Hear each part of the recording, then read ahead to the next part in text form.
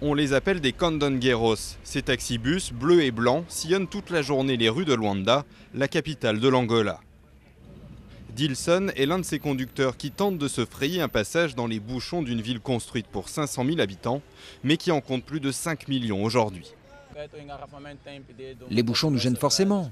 On essaye de s'arranger avec les policiers pour passer et faire le maximum de rotation. Le chauffeur doit surtout rester calme pour faire face à toute situation, surtout face à ceux qui cherchent les problèmes ou nous agressent.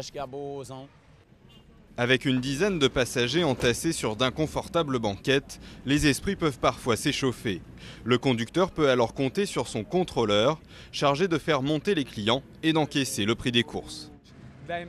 La plupart du temps, on s'entend bien. Il n'est pas trop dur avec moi et je ne le suis pas avec lui. Moi, je suis là pour faire en sorte qu'il n'y ait pas de problème à l'arrière.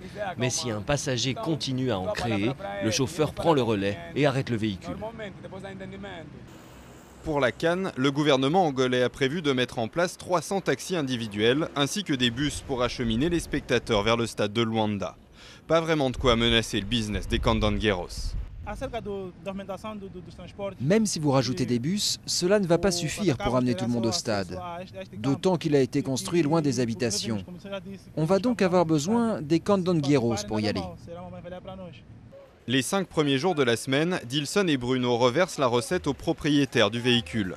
Ce n'est que sur leur 6e et dernier jour de travail qu'ils empochent un salaire d'environ 150 $ chacun. Une somme loin d'être négligeable dans un pays où 2 habitants sur 3 vivent avec moins de 2 $ par jour. C'est aussi le prix du risque. Le réseau routier dévasté par des décennies de guerre civile fait des milliers de morts chaque année. La plupart des accidents impliquent des candongueros.